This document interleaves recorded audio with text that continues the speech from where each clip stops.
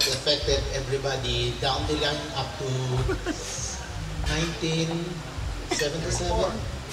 I think the last year, naka 30 years. Hindi man natin nagaya si Cristo, at least Christ lasted for 33 years.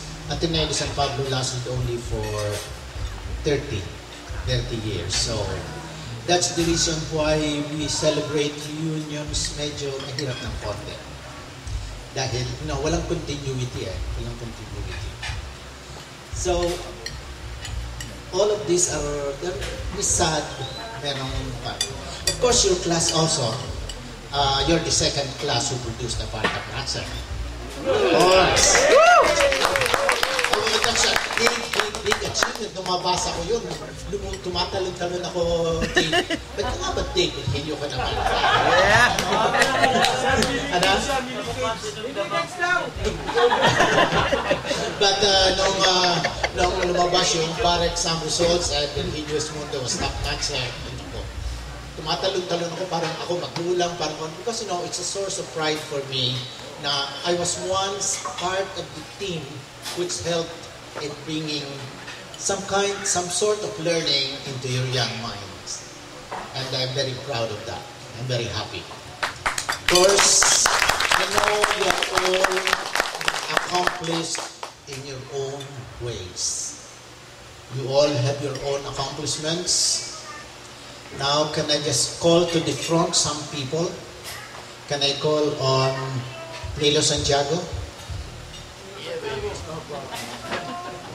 Dave Esmundo? Bert Villanueva? Baby Real? Nelson de Mesa, please.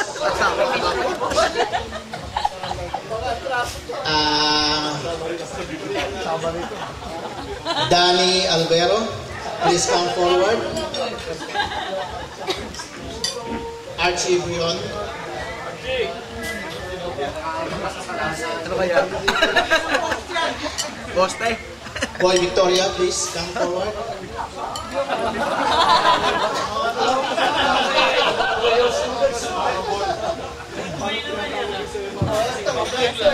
Yeah, I'm trying to look around. Okay. He looks. Okay. These are the people na pag nakita mo kahit na bulag, kahit na may salamin, walang salamin, makasalubong ko sa daan, ito mga taong kilala ko agad, mga hindi masyadong nagbago ang mukha. Si Jerry Capino, sasama sana dito. Kaya lang taga-Bungoy, taga-amin sa Dolores. So, siyempre, parang, paano naman siyempre, sa Espino, nakilala mo talaga. So, these are the people na kahit hindi mo, kahit na kayo, mga after 42 years ko nakita. Ngayon ko lang kayo nakita. Pero, ay hindi sorry. Parang naunahan pa niya ako na taga-Iran. Taga-Iran. Kami ay nasa Iran ng buhok.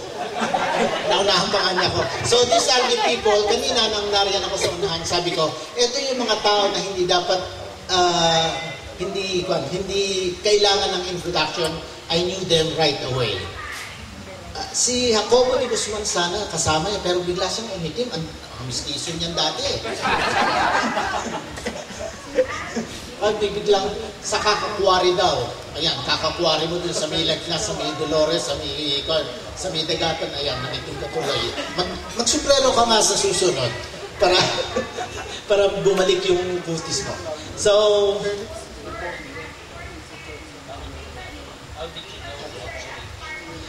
your face didn't change so much. Your face didn't change. Si Nelson de Mesa. Si Jun Camo, alam niya, when I texted back Jun Camo, ang favoritism ba? Sabi ko, si Nelson de Mesa ba pupunta? Sino ba mabagit ko?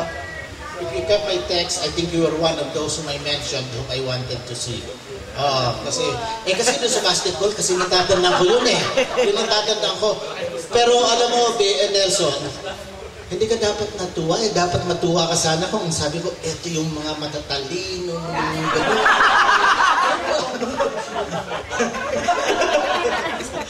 Dapat ka. but we're very happy. We're very happy for you bringing honor to the school. An honor is an honor no matter what. So, okay. So, thank you very much for inviting me. I'm very glad to be here. You know, a homecoming is always a happy occasion. Homecomings. Because home is always a favorite destination. Because home is where your heart is. And I hope that the Ateneo will always be your heart. And I know that so many of you are leaving for the stage, leaving for abroad, for many different, going to different places in a short while, within the week or so. And for you, I offer this prayer. This is an old Irish proverb, and I'd like to offer this prayer and blessing for you. As you depart, may the roads rise up to meet you. May the wind be always at your back. May the sun shine brightly on your face. May the rains fall gently on your fields. And until we meet again, may God keep you. May God keep all of us in the hollow of His hand. Thank you.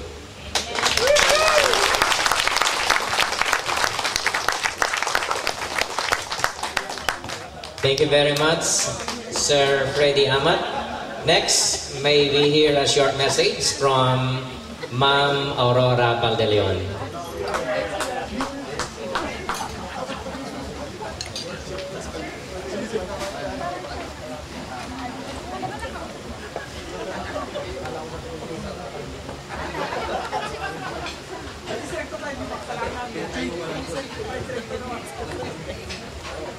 Okay, good evening once again. Akala ko natapos na ako kanina. As I said a while ago, I want to thank you for inviting me.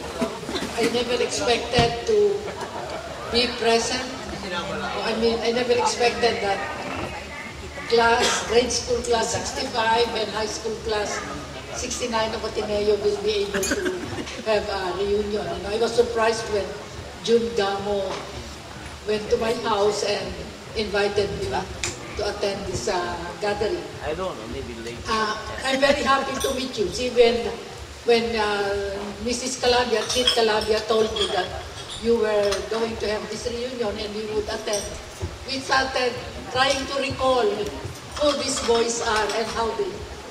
And I tried to recall in my mind also how you looked, when you were young. Of course, I remember that, but I was thinking, will I be able to recognize them today, tonight?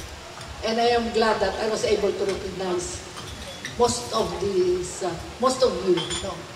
I am very, as I said also before, I'm very happy to read, not to read, but to receive news about your own selves, your own lives, your own successes, what you have done before, and what you have done until now, which is a testimony, really, to the Jesuit education that you have received, of which we were a part. At this time of your lives, I want to ask you also now, how many of you still carry the Ateneo spirit within yourselves? Okay. Yeah. I hope. Yes. This is a testimony that you have because you exerted so much effort to be able to come together and revive and renew the Ateneo spirit. But what I am aiming at is I want to go deeper. Do you still carry with you the values of the Ateneo? Yes. What is it? You were trained to become men for others. And listening to some of you, I feel that you have not forgotten it. And then also, do you still, or, well, I don't know how to put it, but one of the ideals of Saint Ignatius of Loyola in teaching, not in teaching, is to help people, to help you find God in all things. So,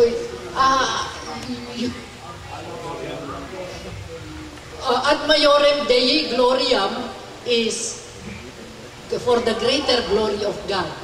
Okay, all your successes, I am sure that you have done it and you did it because you want to give glory to God. That was the, what do you call that? What Saint Ignatius really had in mind when he started the Society of Jesus. Ad maiorem Dei gloria. And Ateneo de San Pablo had Omnia in Cristo. What's that? What does that mean? All things in Christ. All things in Christ, yes. And I hope you carry that with you wherever you go and wherever you are and whatever time or period in your life you are in. Now,